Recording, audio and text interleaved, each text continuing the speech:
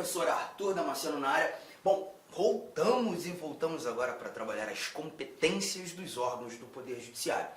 Nesse nosso bloco, o nosso bate-papo inicial vai ser justamente tratar das competências desse carinha que já está aqui na nossa tela, do Supremo Tribunal Federal, o STF, mas também faremos uma agregação tratando das competências do STJ. Sem dúvida alguma, são os dois órgãos que se mostram mais importantes no campo das atribuições, até porque, já poderia começar te dizendo, todas as atribuições do Supremo Tribunal Federal, todas as atribuições do STJ, do Superior Tribunal de Justiça, são apresentadas taxativamente na Constituição.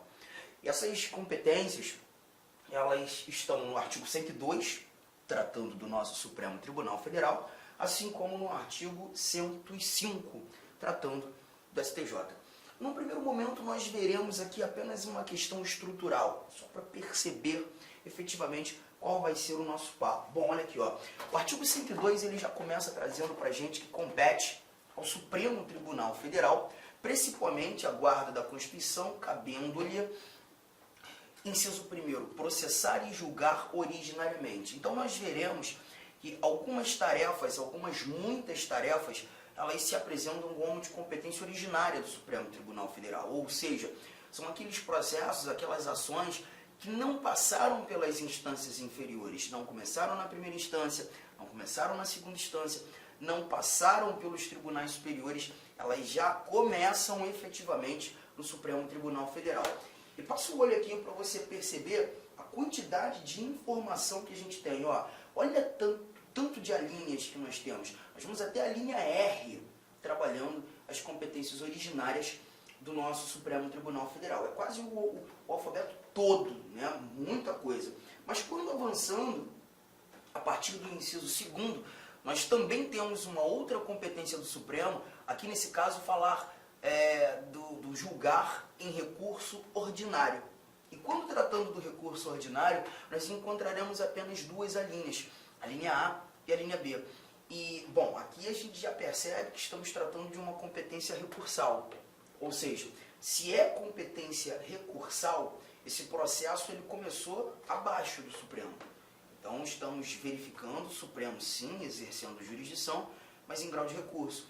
Alguém certamente não gostou daquela decisão que já fora proferida num órgão abaixo e conduz o processo ao Supremo buscando ali uma reforma de uma decisão já proferida. Recurso ordinário. Mas avançando mais um pouquinho, a gente ainda tem aqui o inciso 3º, trazendo julgar mediante recurso extraordinário as causas decididas... Desculpa, gente. As causas decididas em única ou última instância, quando a decisão recorrida, e aí 4 alíneas, A, B, C e D. Mais uma competência recursal. Nesse momento, falar de um recurso extraordinário. Nós já estamos tratando de um outro recurso. Bom, vamos lá para o nosso artigo 105 agora, só para eu te mostrar como é que a nossa Constituição também apresenta essas mesmas recomendações ao STJ, ao Superior Tribunal de Justiça. Olha o que temos aqui, deixa eu chegar, artigo 103b, artigo 104, artigo 105. Cheguei, está na tela. Olha aqui, ó. Compete ao Superior Tribunal de Justiça. O inciso 1º, da mesma maneira, vai trazer para a gente processar e julgar originariamente. Temos alíneas tratando de competências originárias. Vamos até a linha I, salvo engano. Deixa eu só confirmar a linha I. O inciso 2º já traz novamente um recurso ordinário, julgar em recurso ordinário. Aí, nesse caso, nesse momento, nós teremos 3 alíneas. Está aqui, ó, uma primeira competência recursal do STJ. Inciso 3º, julgar em recurso especial as causas decididas em única ou última instância pelos tribunais regionais federais, pelos tribunais dos estados, do Distrito Federal e Territórios, quando a decisão recorrida, 3 alíneas. Então, nós também percebemos que no STJ, artigo 105, nós também teremos 3 competências. Uma competência originária e 2 competências recursais. Assim como vimos no artigo 102, competência originária do Supremo e 2 competências recursais. Acho muito justo nós começarmos a nossa aula, então, fazendo aqui um esquema. Eu quero que esse esquema esteja no seu caderno, um esquema que vai facilitar bastante a nossa vida. Deste lado, falar do Supremo Tribunal Federal, artigo 102. Do outro, o STJ, o nosso artigo 105. Inciso 1º, tanto do artigo 102 quanto do artigo 105, vai trazer para a gente competência originária. Competência originária, ou seja, aqueles processos que começam efetivamente nesses 2 tribunais. As competências originárias do Supremo Tribunal Federal e as do STJ. Já o inciso 2º, ele já começa a tratar de competência recursal. O mais interessante é que aqui você tem, deixa eu lançar assim, ó, competência recursal. Você tem, nesse momento, um chamado recurso ordinário. Recurso ordinário. E aí, gente, vai ser muito importante sabermos que o recurso ordinário, ele é utilizado para uma única coisa. Uma única coisa. O recurso ordinário, ele tem a pretensão de fazer o chamado duplo grau de jurisdição. O duplo grau de jurisdição. Já vou te explicar. Isso, 2º aqui, eu também tenho competência recursal. Da mesma forma, nós também veremos o tal do recurso ordinário. Arthur, o mesmo recurso? Perfeitamente. E, Arthur, esse recurso ordinário aqui no STJ, ele também faz duplo grau de jurisdição? Também fará duplo grau de jurisdição. E nós iniciaremos, inclusive, o nosso bate-papo falando desse recurso ordinário, tá? Mas eu também não posso esquecer que nós ainda temos um 3º inciso nesses 2 dispositivos, mais competência recursal, mais processo, e começou imediatamente, ou melhor, imediatamente não, né? Mas abaixo desses 2 tribunais. Quando digo imediatamente, a ideia seria, começou no órgão imediatamente abaixo, que no recurso extraordinário, que é o que vai entrar aqui, extraordinário, e no recurso especial, mais no recurso extraordinário, nós não veremos exatamente isso acontecer. O processo ter iniciado no órgão imediatamente abaixo. Arthur, mas esses 2 recursos, agora o extraordinário e o especial, o que eles fazem? Então, aqui o extraordinário vai mostrar para a gente o famoso controle de constitucionalidade. O famoso controle de constitucionalidade. Já o recurso especial faz um outro controle, o controle de legalidade. Importante pra caramba a gente diferenciar essas competências. Arthur, estou preocupado porque eu estou percebendo, por exemplo, que o recurso ordinário ele é citado tanto no artigo 102 quanto no artigo 105. Eu sempre tive uma dificuldade gigantesca em estudar competências do judiciário, mais especialmente essas competências recursais. Eu não consigo imaginar ou evidenciar e entender quando é que o recurso ordinário será utilizado, quando é que o recurso extraordinário será utilizado, quando é que o recurso especial será utilizado. Gente, a gente vai fazer essa mágica agora. A gente vai resolver efetivamente como isso funciona. Eu só preciso que você pause a telinha, coloque esse esquema no seu caderno, porque é justamente com base nesse esquema que a gente vai começar a nossa brincadeira. Tudo bem? Tranquilo? Bom, eu já vou começar lendo para você lá no nosso artigo 102. Lá no nosso artigo 102, inevitavelmente a gente vai ter que ficar dar esses pulos, tá? Olha aqui, ó, o artigo 102, inciso 2º, falar do nosso recurso ordinário. Aqui eu vou encontrar o seguinte, olha que barato. Julgar, deixa eu sair da frente aqui para que você possa ler comigo. Julgar em recurso ordinário as causas, ou melhor, letra A, o habeas corpus, o mandado de segurança, o habeas data e o mandado de injunção decididos em única instância pelos tribunais superiores, se denegatória a decisão, e a linha B, o crime político. Então a gente falou aqui de remédios constitucionais, lá no finalzinho, se denegatória a decisão, e o crime político. Guardou isso? Show de bola. Eu vou até a gente soltar aqui rapidinho a apresentação do slide, só para poder não demorar e encontrar rapidamente aqui o nosso artigo 105. Porque para você ficar mais fácil, você está com esse material aí, né? Aqui eu já chego rapidinho dessa maneira, já abri novamente, e aí agora a gente lê. Olha aqui, ó. Julgar em recurso ordinário, agora no 105. STJ. O habeas corpus decididos, os habeas corpus decididos em única ou última instância pelos tribunais regionais federais ou pelos tribunais dos estados, do Distrito Federal e territórios, quando a decisão for denegatória, a linha B. Os mandados de segurança decididos em única instância pelos tribunais regionais federais, pelos tribunais dos estados, do Distrito Federal e territórios, quando denegatória a decisão.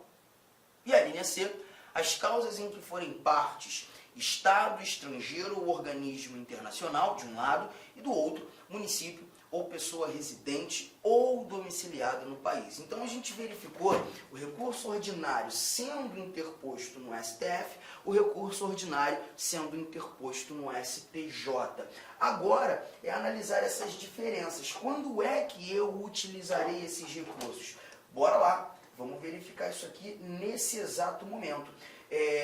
Bom, telinha em branco. Primeira coisa, entender de uma vez por todas que o recurso ordinário ele faz o tal do controle nem controle, né? O controle ainda não é esse. Ele faz o duplo grau de jurisdição. Duplo grau de jurisdição. Eu quero que você entenda claramente o que significa duplo grau de jurisdição. Gente, presta atenção. O duplo grau de jurisdição é simplesmente rediscutir o mérito que já fora decidido num primeiro momento. Por exemplo, quando você me processou, quando você levou aquele processo para a primeira instância, tivemos ali uma decisão monocrática que partiu de um juiz de direito. Essa decisão certamente ou me favoreceu ou te favoreceu. É meio que irrazoável essa decisão atender as duas partes, tanto a parte autora quanto a parte ré. Certamente um de nós não vai ficar muito feliz com essa decisão. E a pergunta é, se porventura eu me senti incomodado com a decisão, aquela decisão não foi favorável àquilo que eu pretendia ter como resposta, eu posso recorrer? Eu posso discordar do juiz? Eu posso entender que naquele momento o juiz não teve a melhor visão do direito, a melhor análise do objeto problemático que nós vivemos para decidir? Sim, eu posso. Até porque, perceba, na primeira instância, a decisão é monocrática. Então existe a possibilidade da falha. Assim como quando as decisões são colegiadas, possível também a falha, mas monocraticamente, um único indivíduo decidindo, isso fica mais evidente. Eu vou recorrer. Mas quando da minha interposição do recurso, por não ter gostado daquela primeira decisão, a minha pretensão é rediscutir o mérito já discutido na primeira instância. É analisar pela segunda vez o objeto problemático, o que deu ensejo ao início do processo, e ouvir agora de um outro órgão do judiciário se aquela decisão proferida foi acertada ou foi equivocada. Então, quando eu recorro ao órgão imediatamente acima para rediscutir o mérito, eu estou buscando nada mais que fazer o duplo grau de jurisdição. Duplo grau, discutir o mérito duas vezes. É mais ou menos o que está acontecendo aqui. Mas o que eu quero que você também perceba com muita evidência é que esse recurso ordinário ele vai ser utilizado tanto no STJ quanto no STF. Eu vou até lançar o STJ desse lado e você vai entender. E o STF desse aqui, ok? Agora, gente, usa um pouco mais de lógica. Preste bastante atenção. Se estamos falando de duplo grau de jurisdição, como regra geral, o duplo grau vai ser feito no órgão imediatamente acima. Aquele que decidiu primeiro. De novo, se estamos tratando de duplo grau de jurisdição, nós vamos recorrer ao órgão imediatamente acima daquele que decidiu primeiro. E se quem está fazendo o duplo grau de jurisdição aqui é o STJ, é o STF, a gente vai lembrar num primeiro instante, pegando essa regra geral, que quem decidiu primeiro foram os órgãos que estão imediatamente abaixo deles. E aí a gente lembra daquela estrutura já trabalhada por nós em aulas anteriores. Abaixo do STJ, nós iremos encontrar tribunais de justiça, nós iremos encontrar tribunais regionais federais.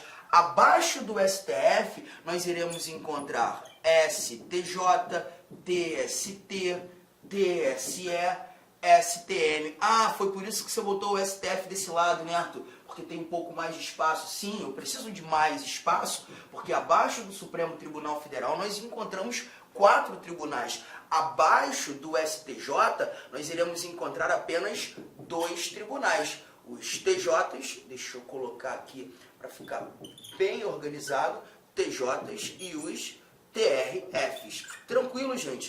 Bate-papo tá fácil, tá fluindo por enquanto. Só que eu também preciso que você entenda que essa nossa brincadeira, utilização do recurso ordinário, e o outro ponto importante, é muito razoável que você escute, leia em determinadas provas, esse recurso ordinário sendo chamado de ROC, o chamado recurso ordinário constitucional.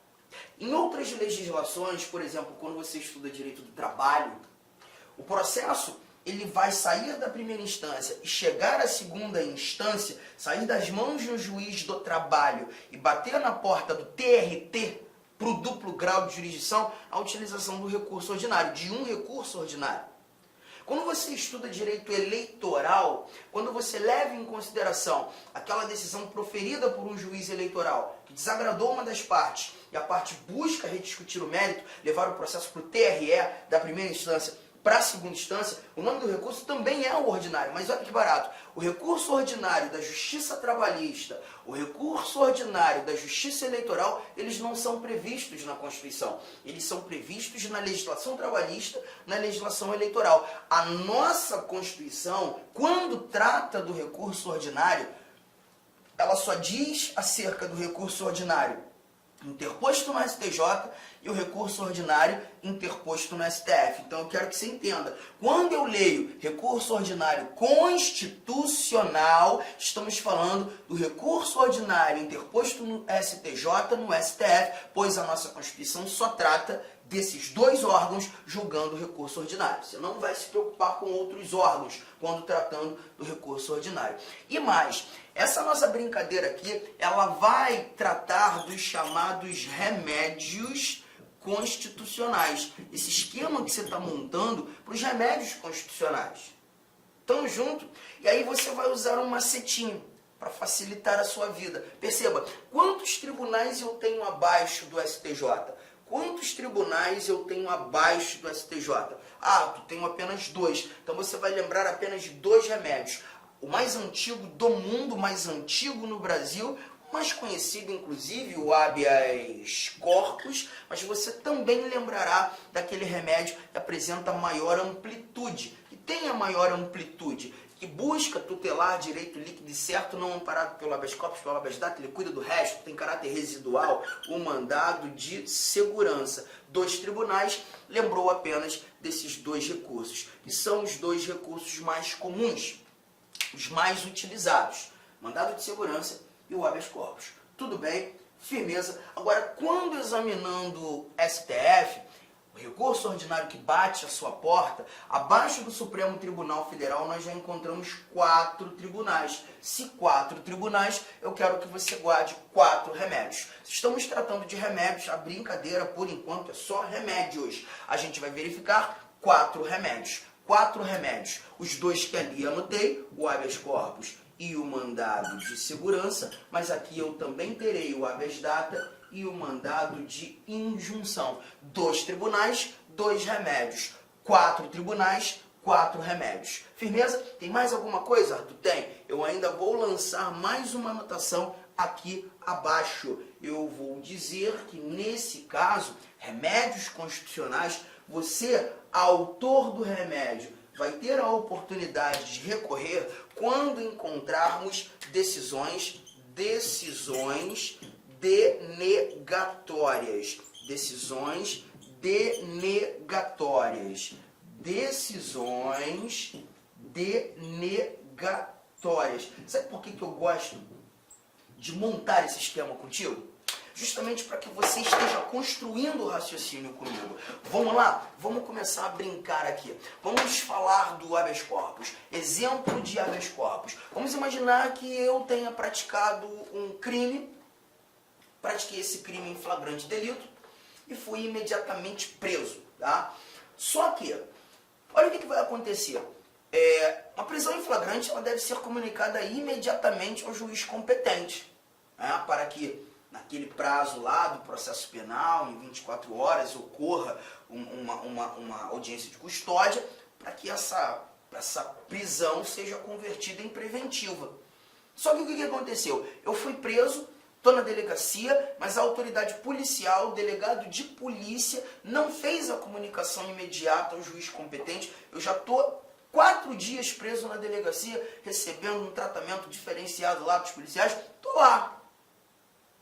Tá, tudo bem, por mais que eu tenha praticado esse crime em flagrante, me ajuda, gente. Essa comunicação imediata deveria ter acontecido à autoridade competente, ao juiz competente? Sim, Arthur. Se ela não aconteceu, essa prisão, ela se mostra nesse momento legal ou ilegal? E você vai dizer, Arthur, você fez besteira, né? Você praticou o crime. Tá, mas vou entender que a prisão é ilegal. Perfeito. E aí agora você, como meu advogado, vai buscar e escolher o remédio apropriado para essa circunstância. Você lembra, habeas corpus, Arthur? Estamos falando de uma prisão ilegal, habeas corpus. Sem dúvida alguma, habeas corpus. Agora você vai impetrar esse habeas corpus contra alguém. Você precisa localizar a autoridade coatora. E aí, nesse caso, quem falhou, quem deveria ter feito a comunicação imediata ao juiz competente, o delegado de polícia. É contra o ato ou a omissão do delegado de polícia que você vai impetrar o habeas corpus. Concordam comigo? O ato de me manter preso. Só que o delegado de polícia não apresenta foro por prerrogativa de função. Ele não tem foro. E se um delegado não tem foro, o teu habeas corpus deve ser impetrado na primeira instância. Então, peraí, Arthur, você está me dizendo que esse habeas corpus vai ser impetrado na primeira instância justamente por conta de ter sido contra ato da autoridade policial, perfeitamente. Agora vamos brincar. E imaginemos, quando da impetração desse habeas corpus, o juiz simplesmente denegou a ordem. O juiz denegou a ordem. O juiz disse assim, não, tudo bem, até teve problema aí, mas deixa o Arthur preso lá. Ele cometeu o crime em flagrante dele, ele vai ficar preso. Vou soltar não, porque eu não gosto dele. A pergunta que eu te faço, essa decisão está te agradando ou está desagradando você? Ela me desagrada absurdamente. Eu sou o indivíduo preso. Você é meu advogado? Certamente você vai entender. Não, essa decisão, pelo amor de Deus, ela é totalmente equivocada. O juiz falhou. O juiz realmente agiu incorretamente. Posso recorrer? Pode recorrer. Mas nesse momento, você vai recorrer ao órgão imediatamente acima. Você vai recorrer à segunda instância. Então perceba, se você ajuizou o seu habeas corpus aqui nas mãos de um juiz de direito, pois aquela autoridade não tinha foro por prerrogativa de função e ele denegou a ordem, agora o teu recurso vem ao Tribunal de Justiça. Qual é o recurso, Arthur? Aí é lá no processo penal. A gente vai falar do recurso de apelação. A apelação a gente não estuda no direito constitucional, mas é duplo grau de jurisdição. Eu não estou discutindo o mesmo mérito. Ô TJ, desembargadores do TJ, o juiz de direito, nessa circunstância aqui, não quis soltar meu cliente, porque o meu cliente foi preso, mas a prisão é ilegal, deveria ter soltado, a decisão foi equivocada, então eu estou aqui rediscutindo esse mérito, rediscutindo esse problema. Me ajuda aí. Duplo grau. Agora deixa eu mudar totalmente o exemplo.